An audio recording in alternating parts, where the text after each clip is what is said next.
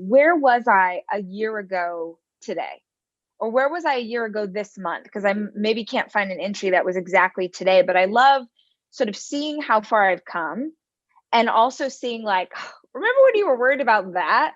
Like that thing that you were so worried about that never came to pass, but you spent, untold energy like trying to figure it out and now it doesn't even matter.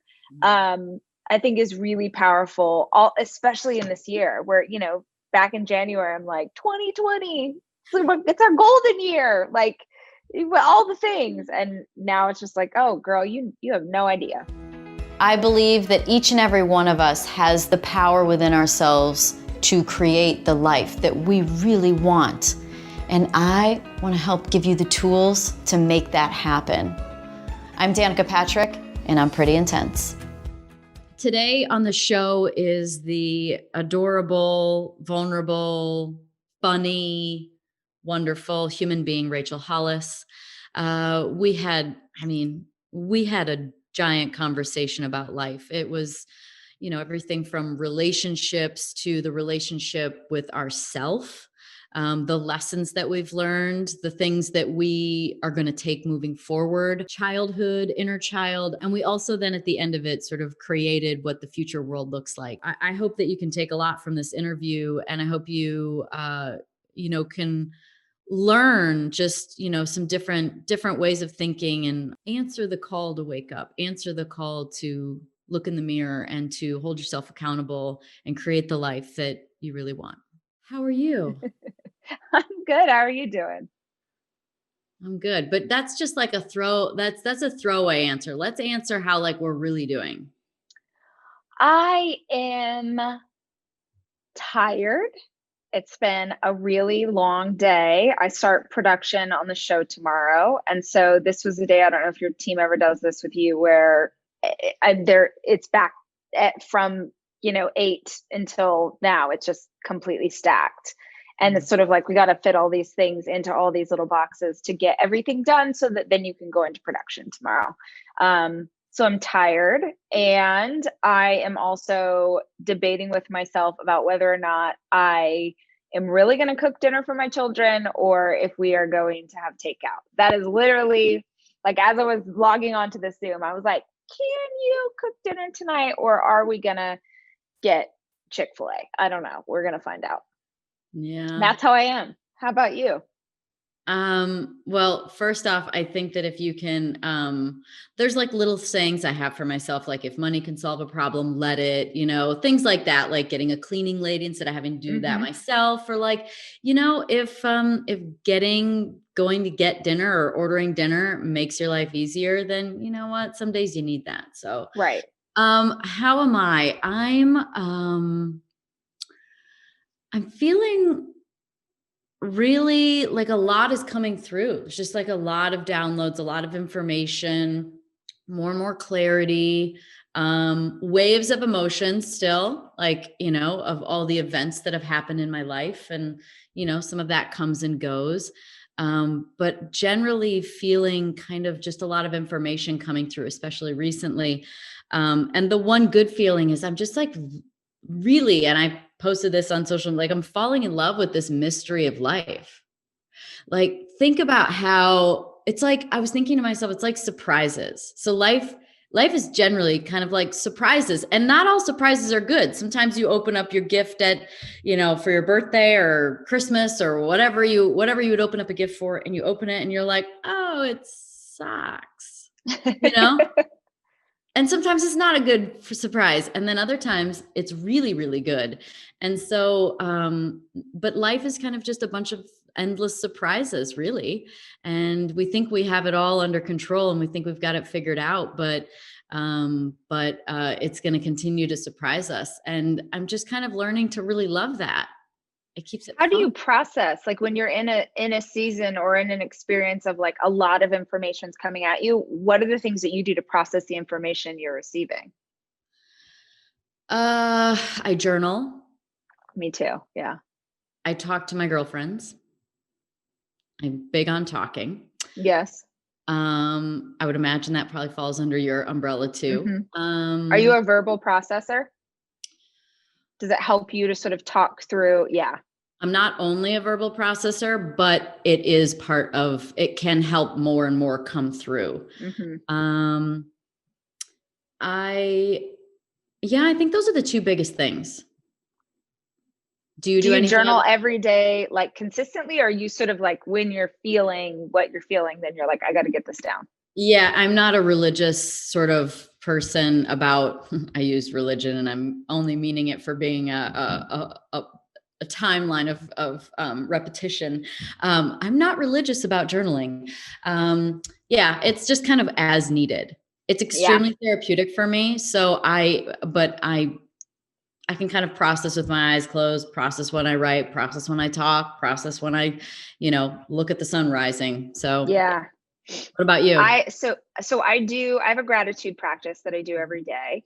So I write down things that I'm grateful for every morning. And then most of the time, if I'm journaling, it's because I'm feeling something that I need to work through, or I would say 98% of the time, and this was like a previous life, but if I was on an airplane, I always journal on airplanes Hmm. because I feel like there's some great thing that happens with, there's like the ambient noise. And if you don't buy the internet, then nobody can access you and you're just sort of alone with your thoughts. And usually I feel like I'm going or coming from something big. And so, either I'm going to a big work event or maybe I'm on my way to vacation. And so I'm setting my intentions for what I want to be able to, have out of that experience. So I actually love it because I carry a notebook with me everywhere. And in my notebook for years, it will have like ATX to LAX or, JFK to,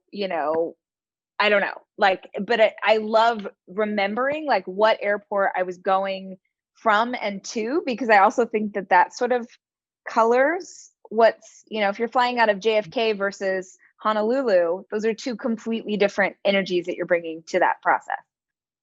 Does it take you back into the feeling as well? Because there's a visualization that you can have for it too. You like can visualize yourself.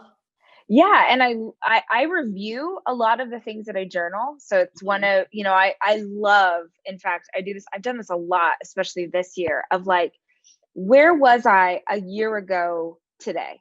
Or where was I a year ago this month? Because I maybe can't find an entry that was exactly today, but I love sort of seeing how far I've come and also seeing like, remember when you were worried about that? Like that thing that you were so worried about that never came to pass, but you spent, untold energy like trying to figure it out and now it doesn't even matter. Mm.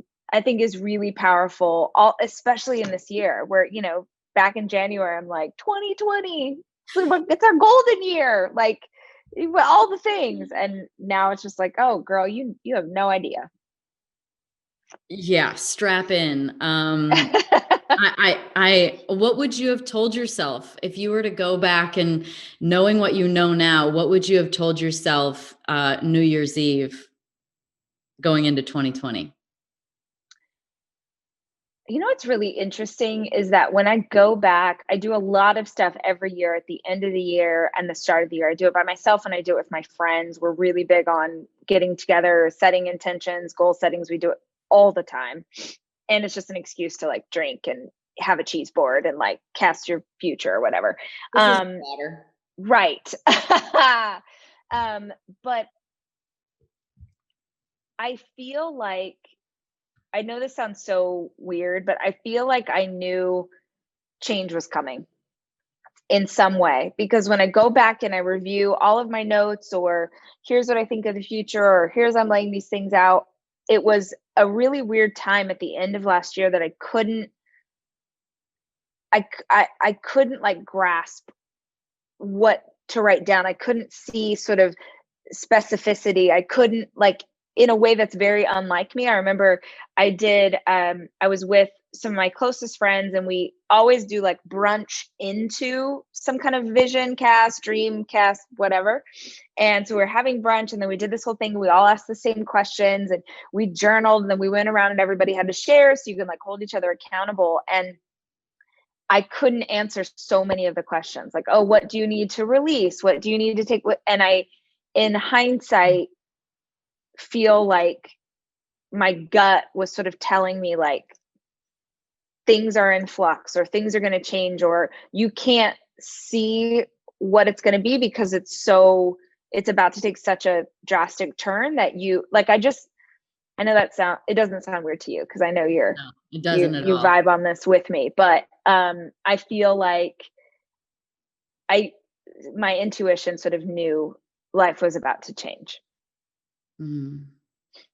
Would you have told yourself anything? Would it have helped? Like, because there's that thought too, where it's like you kind of need to be, I know for myself, like to learn the lessons that I've learned, like I had to get dropped in the middle of the ocean, no island in sight, to really bring me there, because I think we're very similar in a way. We're both like push and get things done. You make things happen, and strong-minded, strong-willed.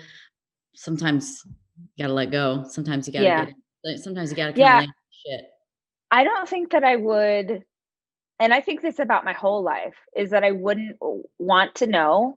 And I truly wouldn't want to do things differently because I really do, to the like marrow of my being, believe that it happens as it was supposed to. It happens as it was meant to. It happens in the time it was meant to happen. Like, I really do believe that. And I think that if we had, if we could time travel, or if someone could tell us that something was coming, it would change what was meant to be and the way that it was meant to be. And so I really wouldn't, no, I mean, I think I would just tell myself, like, it's going to be okay. But then even in that, I wouldn't need to hear that because I live my life thinking like it's going to be okay. It Mhm. might not be great today, but I believe that it can be great again someday. And then for right now, we're just going to keep moving forward. But I've just had too many experiences in my life where it was the hardest season, the hardest year, the hardest time. And then I can look back 5 years later and go, oh my God, but look what it gave me. So I have a tattoo on my wrist that Mhm. says embrace the suck, because every good thing in my life came on the other side of something really hard. My 3 children, came on the other side of, pregnancy and labor, right? And my daughter, who's the baby, that was 5 years in the adoption process to get her. That was awful. It was so terrible. Mm. And I have Noah because of that. Like, so many really hard things produce really beautiful things. So, What, yeah, why, I don't think why, I'd, why is that? Because I 100% agree. I mean, there is I actually tell people, I'm like, if you haven't been buckled over, like in convulsions, crying, world upside down, feeling helpless, feeling just devastated, like if you haven't gotten there, then you haven't really gotten to the part where change really happens. So why do you think that it is? Because we're both agreeing here. You've got to go through the pain to get growth. It's growing pains, right? right. Why? Why But does it have to be like I think everybody is going to go through something painful. that? Mhm. Everybody, every human being. The difference is that there are people who go through something painful and it changes them for the better. And then there are people who go through something painful and they look for the goodness. They look for, not like, oh, this was meant to happen, but is there wisdom in this for me? Is there a lesson? What am I meant to learn? What came out of this experience? That we'll all go through hard things. It's just that, you could talk to another person who'd be like, yep, the universe is out to get me, this political party, that boss, this thing, like, they choose to see the world, or maybe so many hard things have happened to them that they don't even know how to get out from under Right. the weight of all of the hard things that they've been through. And so they can only see the world through the lens of awful. And I'm just so inspired and have been so inspired by people who have lived through really hard things and managed to find beauty and managed to rebuild and managed to become something. And I think I had an example of that from like my whole life. My paternal grandparents, who I was very close to and still feel them with me. They've gone to heaven long time, but they're always with me. Were farmhands, were picked cotton, picked potatoes. My grandma had 6 kids, and they had no money, and they had no real education, and they just kept showing up for life and kept working hard and kept looking for the good. And like, from the very earliest memories I have of my grandma, I have that example of, someone who just kept showing up with optimism and with hope and with belief in her family and in humans, and and enjoyed good food and growing her roses and my grandpa. And so I always had this example of someone who, her life was so hard, and she just kept looking for goodness. I wanted to ask you, because I think that something that's special about you is that, look, you're helping so many people, and you're giving them strength and giving them sort of tools and tricks and tips to how to do things, deal with things, get through things. And so there's a strength there. And so it doesn't mean, though, that life isn't hard, super hard.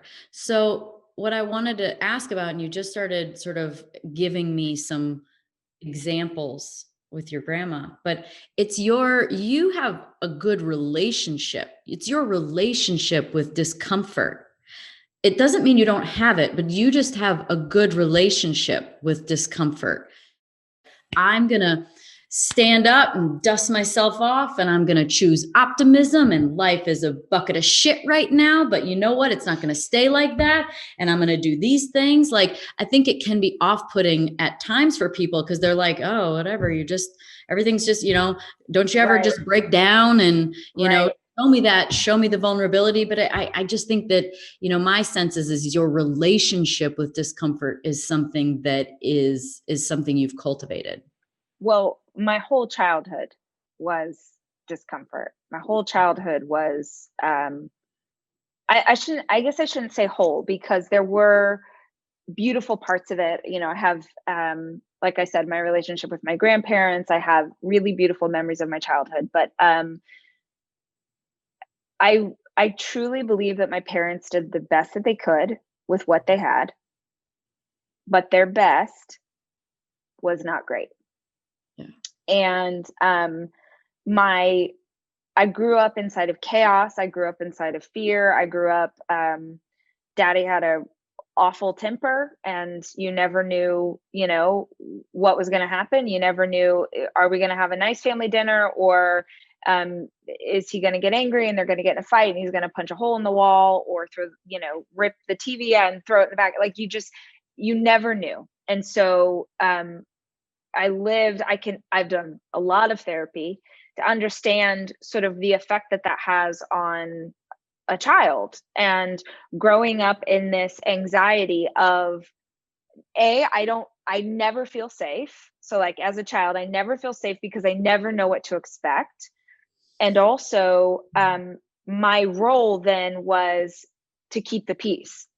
Like, try and make everybody happy, try and, oh no, like, let's make it a joke. Let's, we'll just laugh this off. It's fine. Like, oh, she didn't mean that. Like, so there's a lot of stuff, from the time I was little that, I've written a lot about it in my books, and there is a whole bucket of shit that I will never write about because it's too awful. But when I say that I am optimistic, and when I say that I keep choosing joy even when it's hard, and when I say that, like, I can see how things are for me, I hope that people at this point, at least the people who've read my books, understand that I'm not just talking out of one side of my mouth. It's very easy to look at my life now and sort of,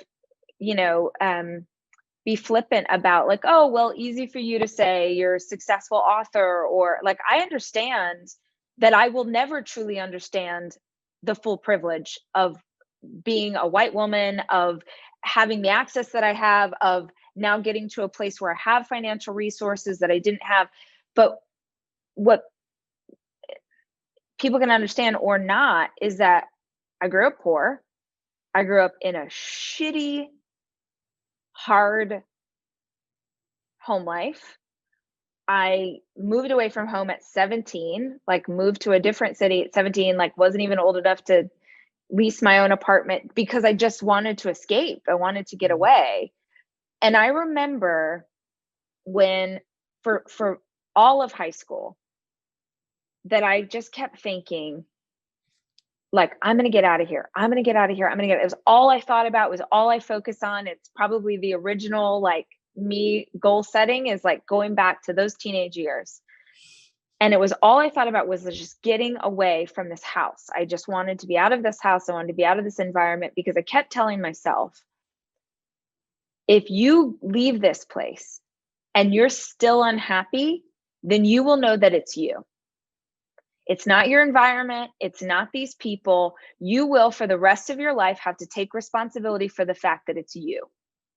And I remember that as a teenager saying, like, right now, I'm in this environment and I think that that's why life is so, can I cuss on the show? I've already cussed once. Okay. Right now, like, I think that they're why life is so shitty. But if I get out of here and I'm still miserable, then I will know that it was just geography. It doesn't matter if I have a bad attitude, if I'm negative, if I'm this way, then it won't matter where I move, and it won't matter how much money I make, and it won't matter who I know or who my friends are. I will always be this way. And so in that awareness, I remember moving to LA and working 3 jobs, and just all I wanted to do was survive, just live in this little crappy apartment and survive away from that home life. And I would have days where it would, like, oh my gosh, I would be overwhelmed or it would be hard. And I'd be like, nope, remember where you come from and remember what it felt like. And at least this might be this crappy apartment in Hollywood and you might only be able to shop at the 99-cent store, but you own this life. Nobody gets to come into your space. Nobody gets to yell at you. Nobody gets to make you feel less than. Like, you get to own this. And a hard existence that you choose for yourself beats anything that someone else forces on you, because at least from my perspective, at least then you're in control. So I'm going to assume that you weren't miserable when you left. No. And there were certainly circumstances that would have made me feel anxious or scared or nervous or any sort of suffering. Right. But I think that's truly that first year probably of being in LA was when I really, I don't even know that people were using the term mindset 20 years ago, but I really did learn to control my mindset starting then, because I just kept thinking, nope, I don't want to be like them. I don't want to be like that. And I have to be able to control the way I think about the world that I find myself in, or I will be miserable forever. That's incredibly rare. I mean, I'm 38 and I'm like learning some of these things and, in recent years, but to have that kind of awareness, self-awareness, knowing that you were responsible for your own happiness, to me, it was your gift. Your gift was to have enough self-awareness to be able to tell people to have some damn self-awareness. Maybe. I mean, I think that I also, I went through this catastrophic life event when I was 14. My older brother committed suicide, and whatever our family was before that moment, that event annihilated whatever it was into something so much worse. And I really do think at 14 was when I started to kind of, I don't know how to, like, look at my life from I don't know if it was sort of the out of body experience of having gone through that trauma, but I really did start to take a step back and go, man, this is not okay. That's not okay. And this shouldn't be, just sort of in the way that our family handled things or did things. And what's so interesting is that I've been doing a lot of work this year on inner child, like working with energy healer, therapist, the whole thing, like inner child, who are you at different ages, all the stuff. I know you're here for it.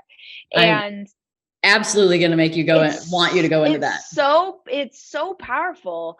But in doing this work, I had the idea a couple of weekends ago is like, I'm going to go find my old journals because I have this huge like Tupperware thing of like childhood memories. I've got, diaries from elementary school, journals, like all this stuff. And so I went and read through my diaries and my journals. And I think it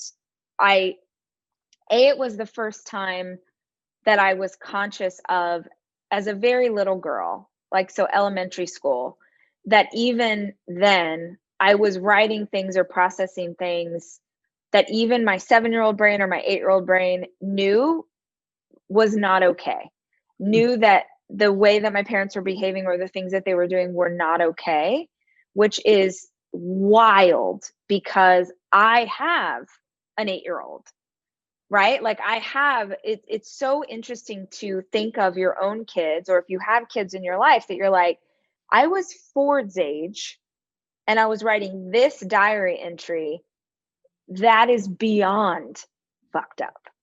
And so it made me aware of like, man, even from a real, like much earlier than I realized, that I knew that the way that we operated as a family was not okay. And then in the journal after my brother died is when I consciously was like, I'm getting out of here. Like I was 14, so I was only a freshman in high school, but I was like, I've got to leave. That like it became, it's like in the diary, it's like, oh, I like this boy, I like this. That's all apparently I thought about as a little girl. And then that moment was like, okay, how much money do I have saved? How am I going to do this? What's the job I'm going to get? Everything from 14 until I left home at 17 was about how to get out. I feel like that event woke you up and put your family to sleep. Like, cause that's right. Cause we go in or we go out. Right. So right.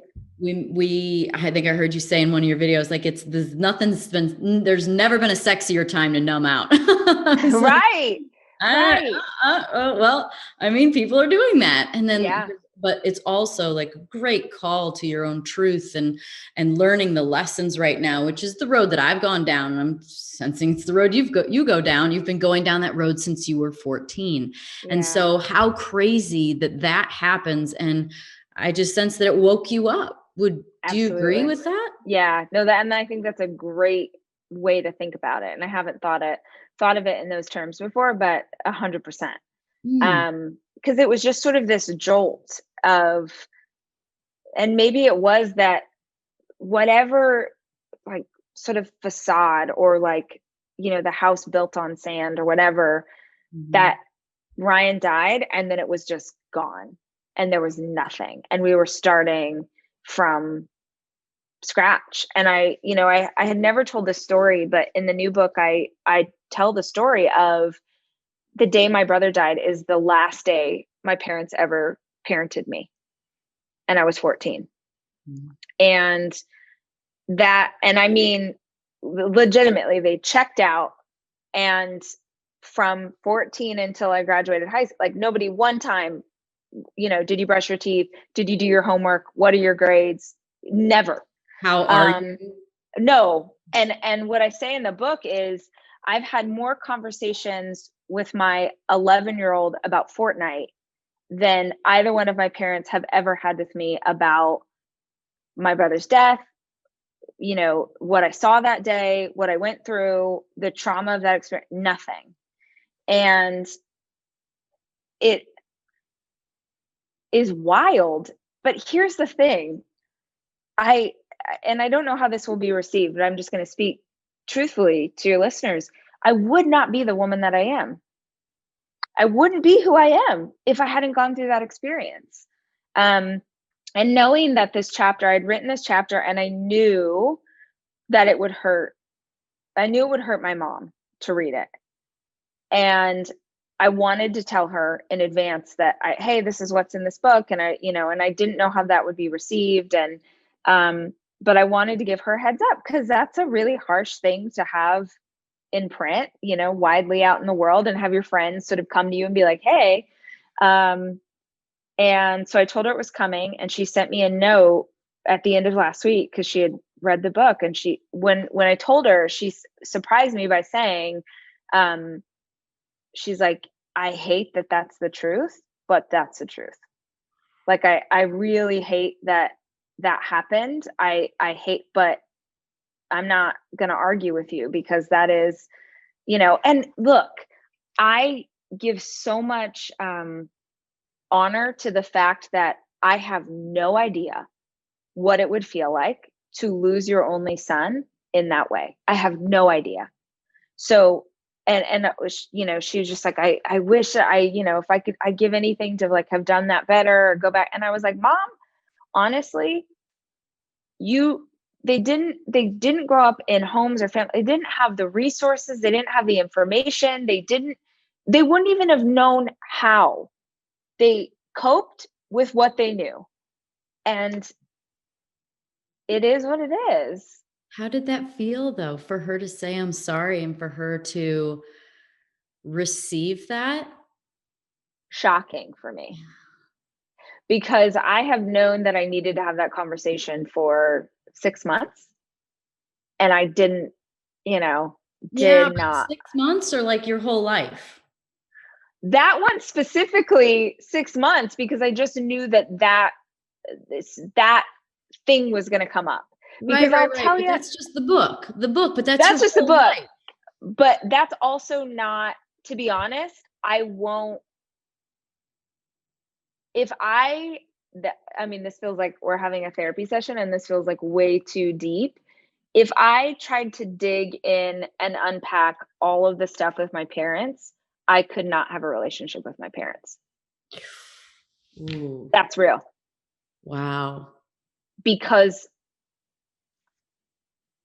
then there would need to be some accountability. And that accountability would mean that we have no relationship at all. And so I choose to have a relationship. It's not close. I'm not close with either parent, but I have a relationship and I love them. And they love their grandkids. And that feels good enough. That's a lot. That's heavy. Thank you for sharing that. Yeah. What I hear, like what comes to mind is, the first thing I thought was forgiveness. Like, so, where is there room? Is there room? Is there even a crack in this wall that they've built, that you've built to get like systematically in your life? Is there a crack in there where you can even feel how there could be forgiveness to be able to have a relationship, if you really were to unpack it all? I read so much on this. This idea of like, if you can't forgive someone, then is it like you're drinking poison and you're, for the rest of your life? And I'm trying to think of how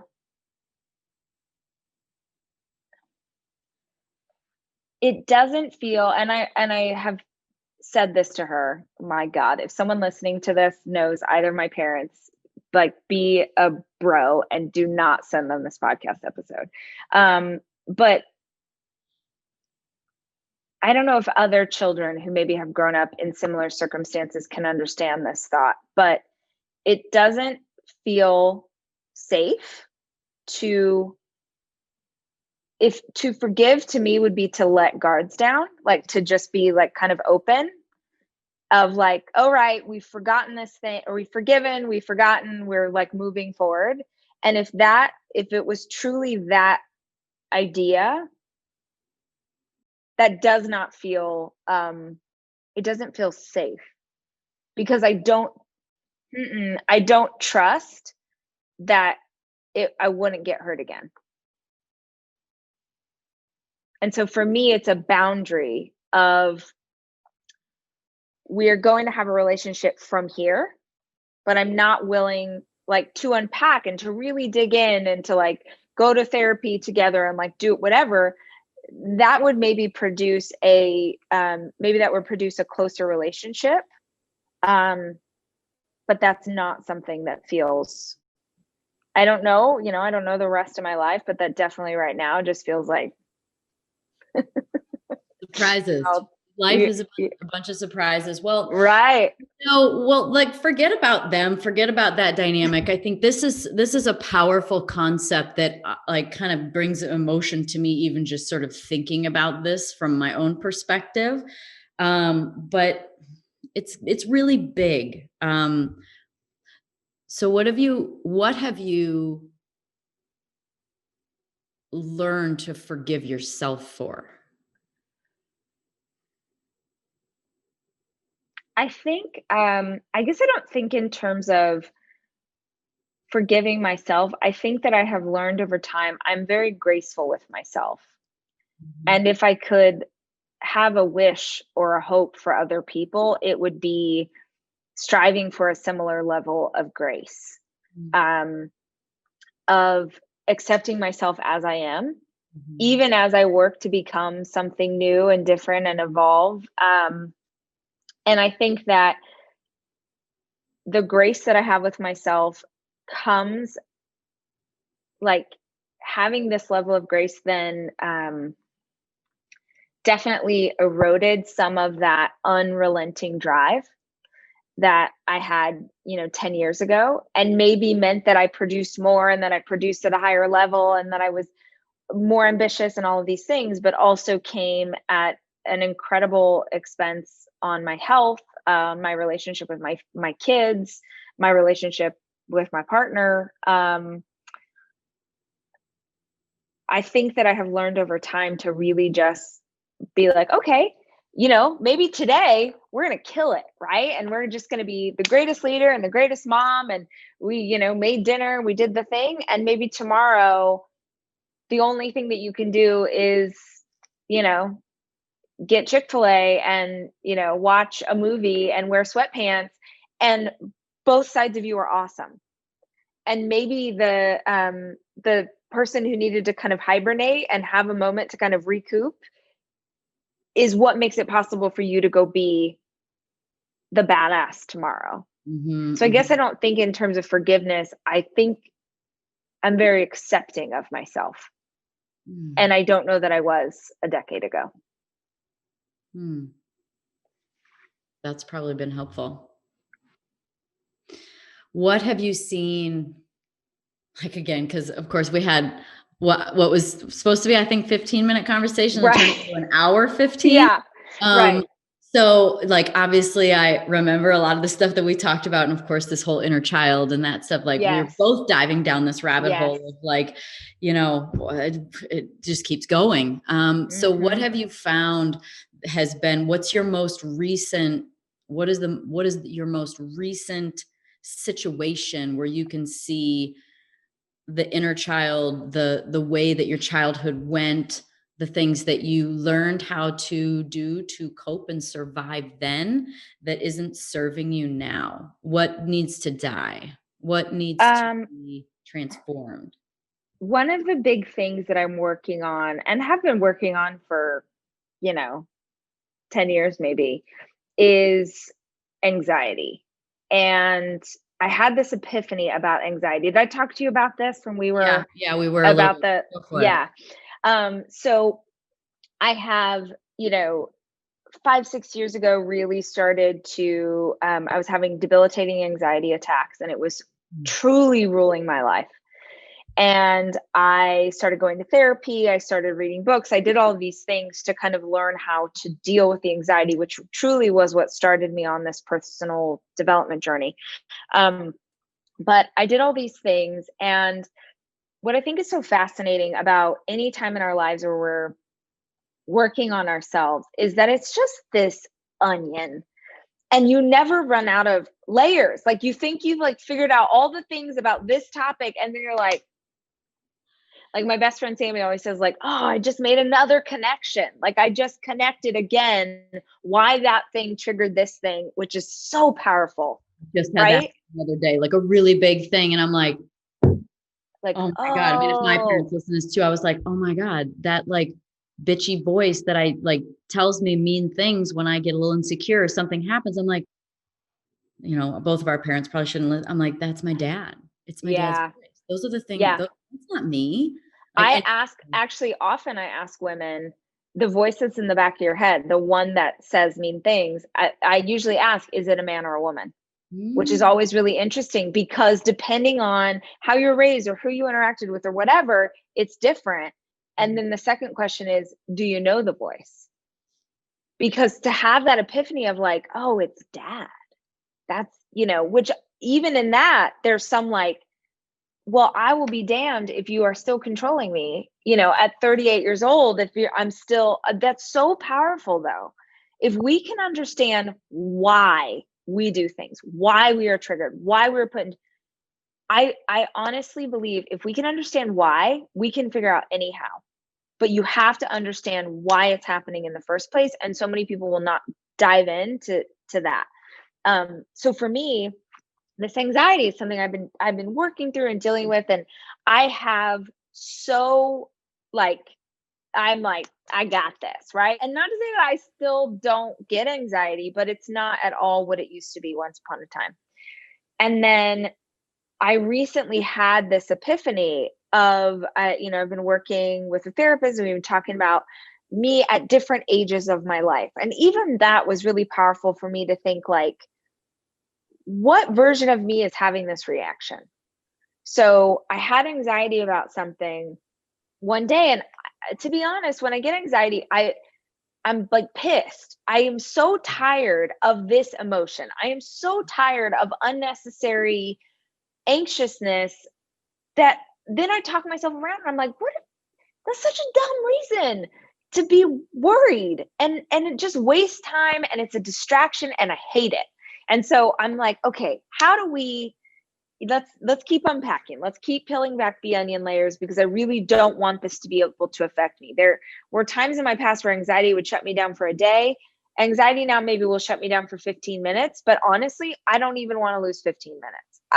I just like I don't my even in the hardest year of my life, I'm still so freaking blessed. My kids are healthy. I'm like I don't want to waste time in made up suffering, because to me, at least my anxiety is things I'm making up that have not even happened. So I started to have anxiety, and then it was the first time that I was able to sort of use this like myself at different ages, and I thought, what version of you is having this reaction right now? And I realized, because I know my trigger and I know what set me off, that I could take it back to me as a little girl. So let's say 6 years old. And if you grew up in a house like I did, where you never knew what was going to set daddy off, so then you never felt safe, well, it's very easy to see how as an adult, I might feel like any kind of thing that kind of steps outside of what I was expecting might be unsafe. And so I had this like beautiful moment of like, oh, this is not 37-year-old you who's freaking out right now. This is 6-year-old you. And so I was going to say this sounds woo woo, but I feel like your audience is like here for it. My therapist said, your subconscious does not know the difference between what happened and what you think happened, which is why we can give ourselves anxiety attacks about the stuff we're imagining. So she said, when you find yourself in these situations, I literally want you to imagine that you, 37-year-old you, is talking to 6-year-old you, or like, what would you say to calm her down? What would she's like, you're a mom, like, what would you say to that little girl? And I literally just like imagine this conversation in my head, like, oh no, we're safe. We're safe here. Nobody can hurt us. Like we're fine. Like everybody's safe.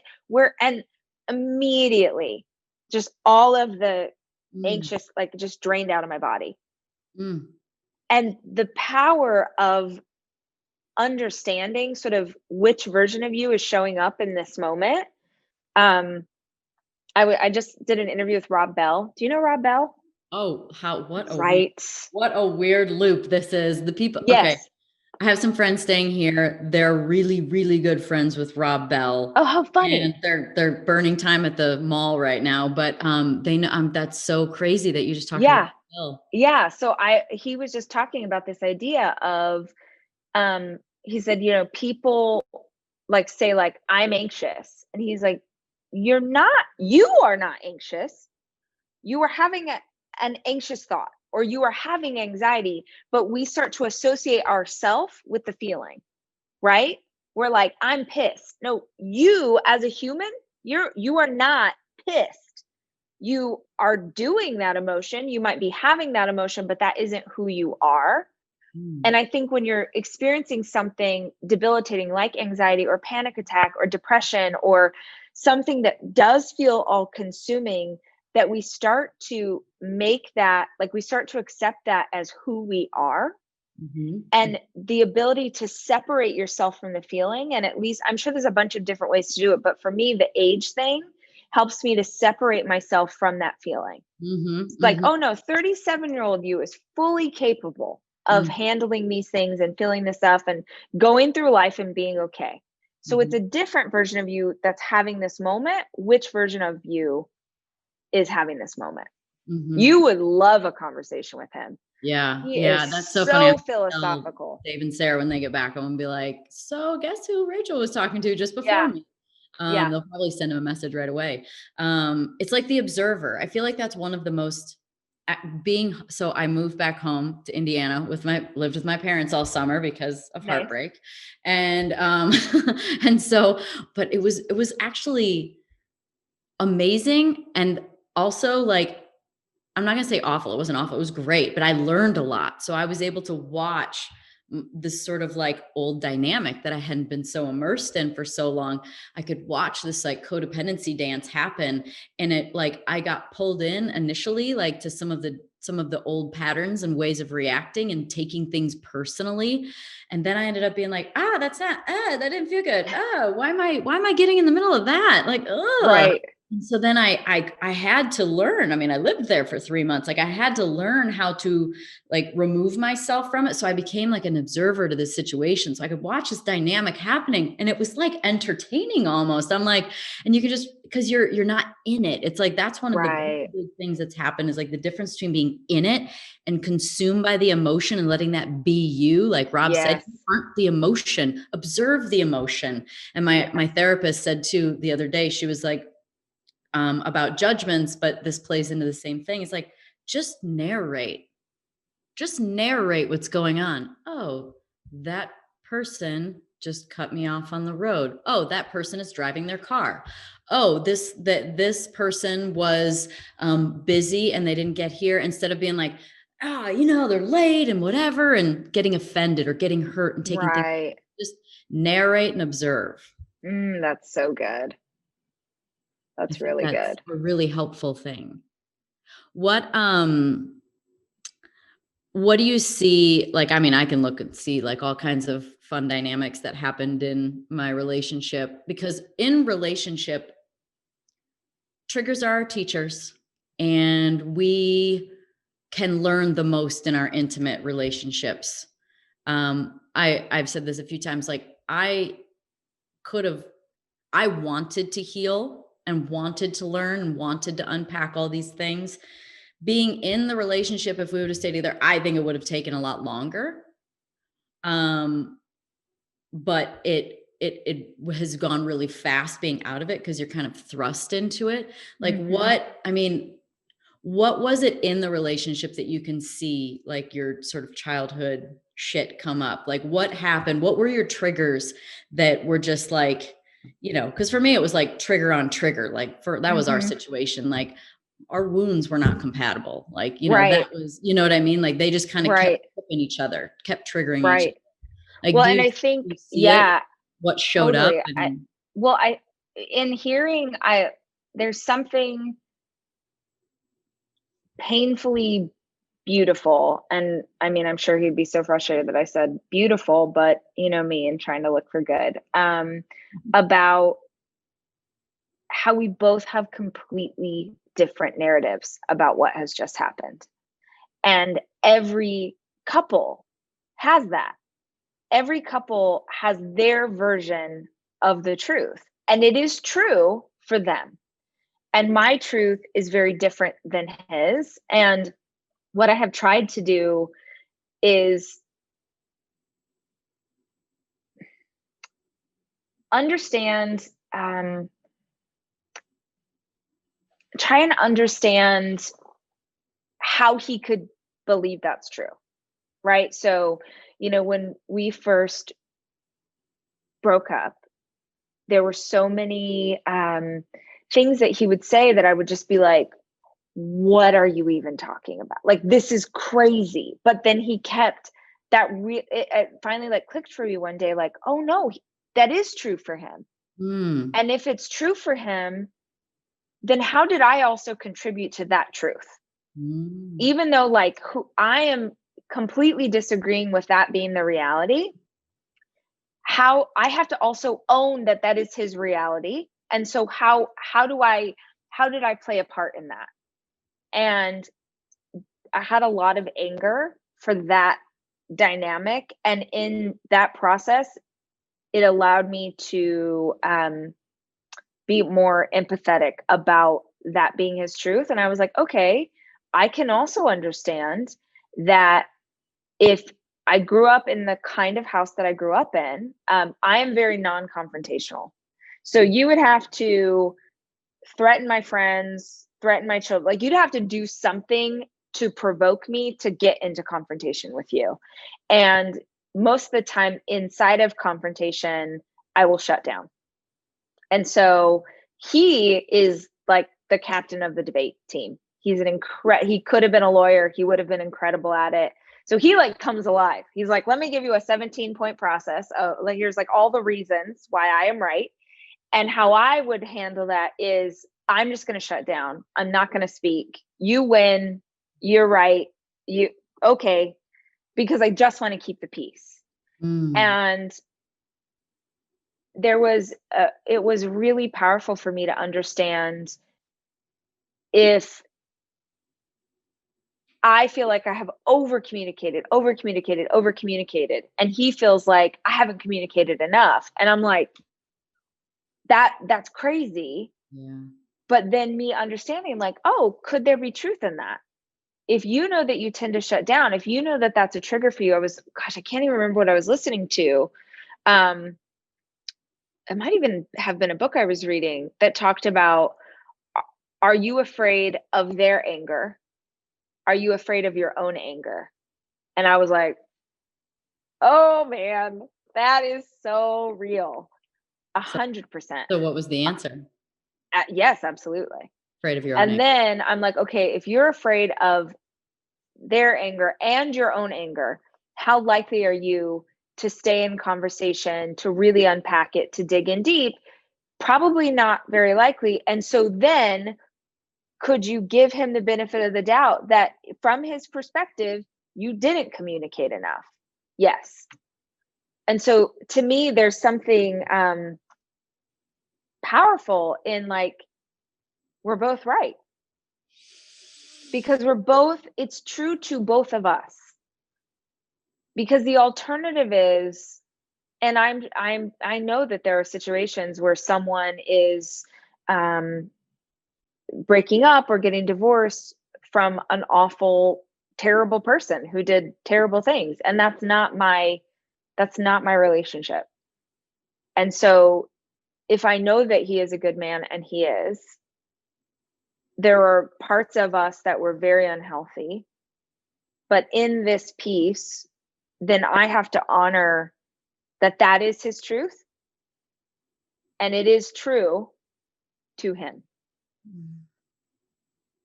I don't know if that made sense. Yeah. Makes sense in my head. No, it makes it's just sort of accepting it. Yes. Accepting the reality as it is. What is it that you what is it that you've learned that you'll never do again? You're like, moving forward, next relationship, never doing this. These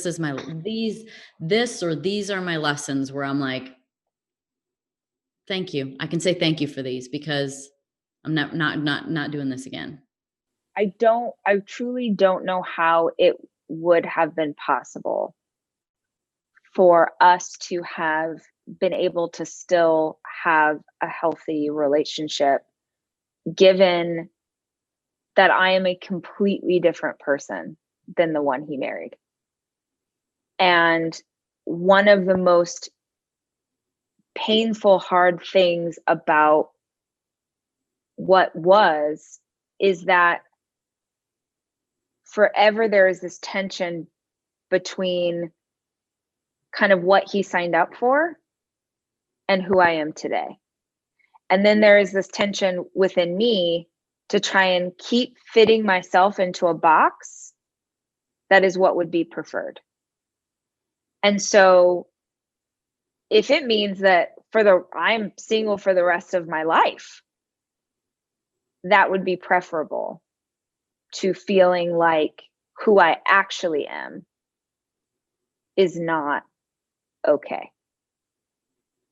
And I think, I've in a totally different scenario, I've walked through,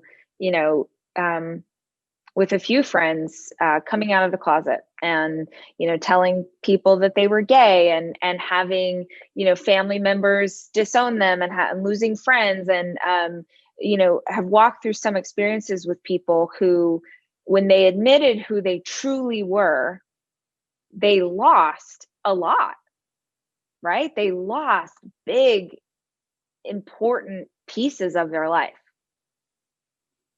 And I think it's hard to understand if you haven't gone through it, but losing something, even really important things, but having the freedom to just exist as who you are. My best friend wrote a book called Worth It. And it's about her, finding the courage to say that she was gay and marrying her wife and what that process felt like. And what she always tells people is like, I'm not saying it won't be painful. It might be incredibly painful, but it will be worth it. And so I think what I've learned that I won't repeat again is show up as anyone other than me. I think you should forgive yourself for surviving. Like, I think that's what you will survive at all costs, right? I get that feeling. Yeah. Yes. Even if it means not speaking up. And your anxiety is just your warning sign. Right. Right. Well, what would you not, what will you not do again? Do you have that clarity yet? Yeah. It's, for me, it's not have boundaries. I've never had boundaries. Mm-hmm. I've learned that, from my unpacking that, I'm a fixer and I just can't fix anymore. And, so I just know that I won't compromise my own values and boundaries. Like if someone's not willing to put the effort in, I'm going to notice it. Right. If someone's not, showing up for me in the way that makes me feel, seen and valued and understood in a way that's like, this is what I require from a relationship, then I'm going to see that. Yep. Like, just boundaries that go, this is who I am. If you're not willing to do this, this is what just came through in the last, and I guess I've kind of known this, but I had 2 relationships where I wasn't chosen. And, I think I saw the pattern, and I think 3 probably is more normal for like a pattern, but I was like, no, 2, I ain't doing this damn thing again. Yeah. And So I was like, why? Like, that was my sadness, is like, just, why wasn't I chosen? Why wasn't I, why didn't they propose to me? Why didn't they want to spend forever? And it's because I wanted that from them, but I needed to finally choose myself. Mm, that's good. I That's wanted them to good. choose me, but I really needed to choose myself. That was the Mm, lesson. It can be there's so many things that are exact mirror, like exactly reflecting. It's like, I made a list the other day of the things I judge in myself and in others, because there's also a lot to unpack there. Like, I judge lazy people that don't have, people that lack discipline and all this stuff. Like, I can list these things that I judge, and really it's the shadow side of myself that I deny. I yep. deny myself the ability to rest. I deny Right. myself the ability to just like, whatever, who cares, let go and just relax. Like, I deny all those things for myself. So the way you fill in those fragmented cracks of yourself is you look and you go, what do I judge? And then you go, oh my God, it's something unhealed in me that I'm not allowing. Right. What do you judge? And well, what do I judge? I definitely identify. I would say, like when I was talking about earlier, when I was not graceful with myself or not accepting, I would have judged the same things. I pushed myself so hard. I didn't rest. It's like, oh, you're sick. Well, who cares? You got work to do.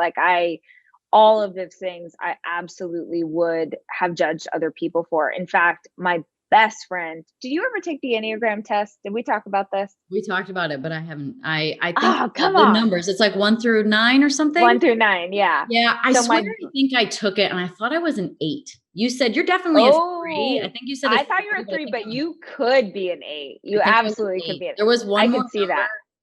I could Yeah. probably So like look through like my it's the number million. before or after. So for an 8, the number 9 is an option, and the number 7. So a 7 is an enthusiast, like you get really excited about things, you want to figure them out. And then a 9 is a peacekeeper. You want to keep peace between people. So it Mm, would have been one of those. So maybe you're not an 8, maybe you're 3.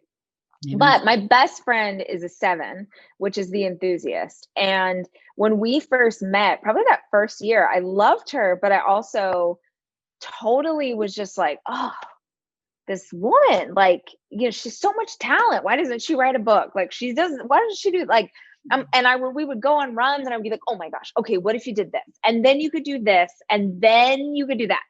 And for the longest time, I was like, why isn't she more like me? Right.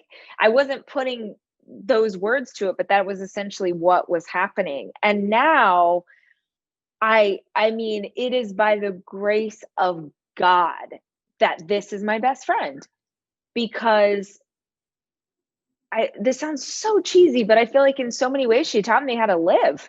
She taught me how to have margaritas and drink wine and go on vacation and just sit.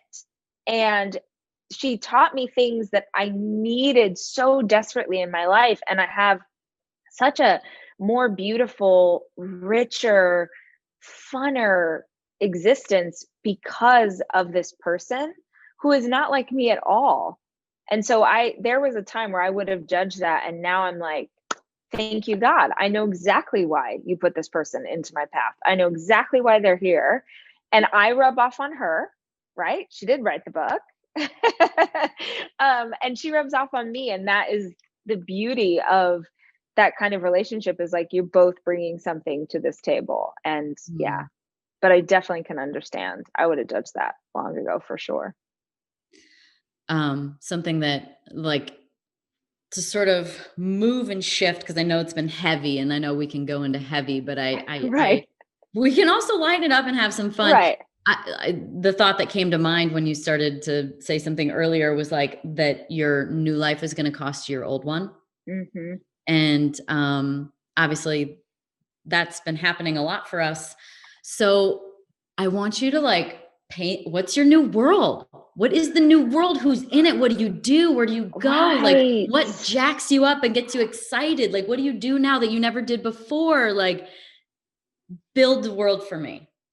Well, I mean, I want to build a world that's like post COVID, because I really miss I don't know why really you'd miss say you want something that's different travel. than this. Right. I really miss travel. I think this is, um, Dave is so wonderful, but Dave is pretty, and I think he'd say this. He's not necessarily like an adventure kind of person. Like he's pretty good with like doing the same thing. And I'm a homebody. I love being at home. I love my routine, but I love an adventure. I love doing something I've never done before. I love going to a place, eating new food, meeting a new person. Let's make friends. It is such a big part of who I am. And I think, there are pieces. I don't know if you've discovered this, but this he's the only person I've ever been with. So this is the first time I've ever broken up with someone. So I don't even, all of this is very new to me. Right. Let's go And date together. Let's go on right. double dates. I feel like I'm like, I can't even fathom that yet. Someday maybe, but right now I'm like, oh my God.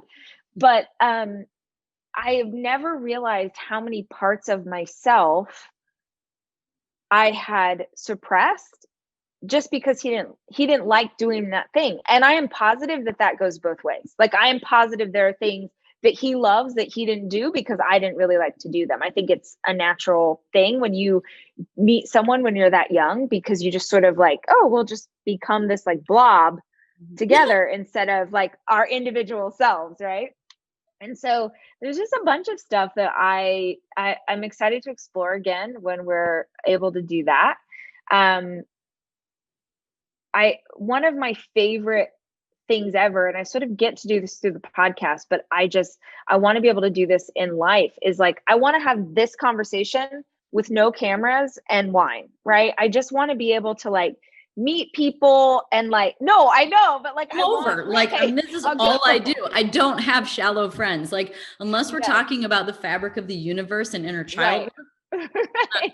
What are we even doing here? Yes. What are we even doing here? Yeah. So I think that the closer world for me looks like I want to be able to have some adventures, travel. I want to be able to create some stuff that, I was just having this conversation with Rob about like when you're known for something, that's what everybody expects you to keep being or keep doing or keep showing up as. And I'm sure you don't know anything about that, right? And what does it look like to be able to create things that you create for yourself? In the new book is a very different tone than I've ever written in before. And usually it's lots of humor and irreverent and self-deprecating. And now I've written this book has some humor, but is hard and is, it's sad subjects. It's hard things to talk about. And even in that, I can sort of see the audience going like, well, where's, girl, wash your face too. And so I think for me, it's about being able to create some stuff that maybe people aren't used to seeing from me. So I'm almost done with the script. I wrote a movie. What? Yeah. Well, it could be absolute garbage, but it more is just that I wanted to try a medium I hadn't worked in before. I mean, it's literally never crossed my mind to write a script. So you're throwing it away like, oh, it might be crap. Like I've never even thought to do that. Well, maybe you should. Maybe. I love a challenge. I feel like once I've done something, I don't want to do that same thing again. Like I'd rather go, and maybe this is what people see is kind of like 10 more failures before I have another big success, because at least I was trying different things as opposed to just like doing the same stuff over and over.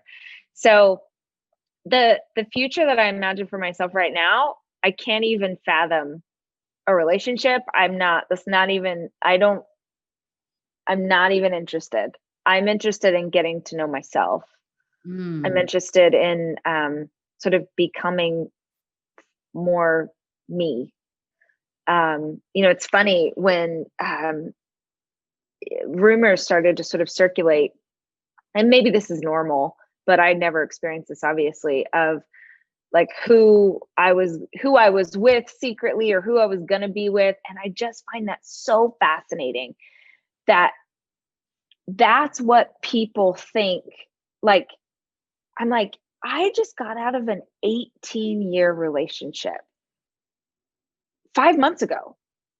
You think that 5 months is enough time for me to like deal with the pain, deal with my emotion, come to terms with what has happened, do the therapy? You think that 5 months is enough for 18 years? And you think that the solution to my pain should be to immediately go get into a relationship with someone else who also has baggage?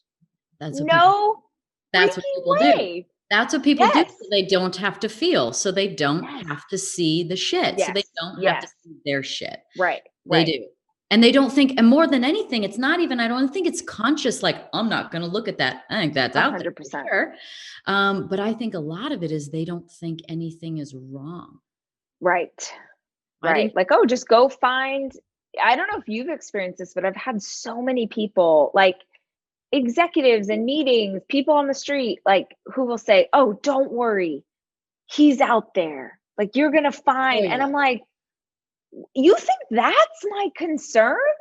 Yeah. Like, you think that's my focus? Like, oh, I got to go find the new. No, no. Oh my gosh. No. Like, oh, the right one's out there. Oh, you'll find. And, Right. then there's the whole like mess in your mind of like, I don't want to think about anybody else. And then you kind Right. of like, or you just like, it feels icky. You're like, I'm not there Right. yet. I need Right. to know I'm me. not there. I'm not there. And I feel like I have, even in this hardship, I'm so freaking blessed. I have these 4 awesome kids, that I have this incredible team of people that I work with. Like, this is what I'm doing right now. I started taking horseback riding lessons. I started Amazing. golfing. Like, I don't know, maybe I'm a golfer. Who knows? I definitely think you should come to see me in Arizona. I'm a member at a really, really nice golf course called Scottsdale National. Bob Parsons, Perfect. who started GoDaddy, has it. I'm It's not the best very course. good. Oh, I'm So if I'm terrible. allowed, okay, great. Okay, Oh as long God, as we're I at don't the even same keep level. score. I don't even Okay, keep great. score. Perfect. Perfect. I'm down. I play Here's for my daily question. basis. I don't know if I don't know if I should ask you this, but I want to. Is there a world, like, do people like you have just access to race cars? And is there a world that if we were real life friends, that you could take me in a car, we could drive very fast? Because when am I ever going to get to experience that? Is that a thing? I'm not trying to manipulate the situation in any way, but I'm just going to sort of like throw it out there that if, we became real live friends, let's say, Yes. and Hypothetically. hypothetically speaking, if we really were to become real Right. life friends and we came to see each other in our respective states, that I think there could be a way that I'd find a race car that's probably not very difficult for me, and there's probably a way that I could find my old helmet and dust it off, and Oh my God. Can probably. you imagine, for the YouTube video alone, this would be the funniest thing ever. I gave my family 2-seater rides last year. Did you? I'd done this Christmas package for them. It was a Christmas gift for my mom, my dad, my sister, and her husband. And I called it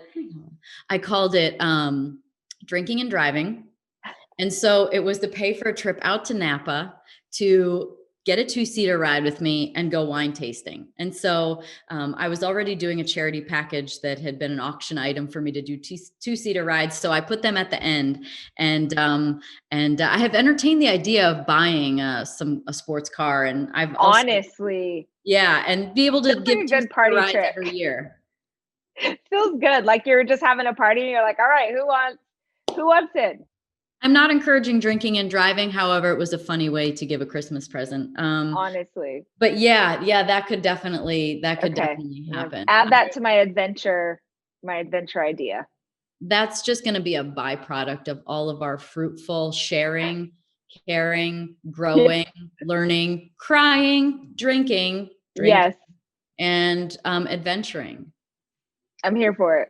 I think that's what life's for. I've like literally started, I've even thought to myself, like this whole like, new boyfriend at some point. I'm like, what, like, I'm trying to like really trying to identify what's the reason for a relationship. What do I really want from someone? Yes. And the top of the list was adventure. And you know what? You can do adventure with anybody. And I do tons of adventures with my girlfriends. So Yep. I think we need to go on an adventure. I'm here for it. I'm super here for it. As soon as we're allowed, as soon as other countries will allow us into them, I feel like it's something that we need to make happen for sure. I keep checking with my travel agent. I'm like, anybody letting us in yet? It's like, no, I'll let you know. All right. Well, we're going to do it. I'm here Thank for you. it. And I'm really proud of you. And I think that it's, I don't think people understand, from the outside looking in, what it's like to deal with, breakup and with, the whole energy of it, the emotions and the changes and the dynamics, and then, the sadness and the anger and all of that stuff in a public way. Right. And, there's so many layers to it. There's like, just when people actually find out, which is usually a little while after it actually happened, because you're kind of like, did this really happen? And then there's sort of like, moving on. And then it's a lot to unpack. And then there's the truth, which is hard because it's personal and it's private. And it's like, how much do you share? And so thank you for sharing. Thank you for being honest. Thank you for leading the way, leading by example to how to live. And I do think that at 14, while you can stamp that point in time where, your brother died and everything changed, you woke up. And you were called to step into this life of inspiring people to wake up, to look at themselves, to be accountable and not run away and not do what you said in your video a while back, where it's the sexiest thing is to numb out. You're not here for that. Yeah. Thank you. Yeah. I appreciate that. Thank you. Thanks everybody for listening to the Pretty Intense podcast today. I hope you enjoyed it. If you like what you heard today and you want to hear more, please click on the subscribe button.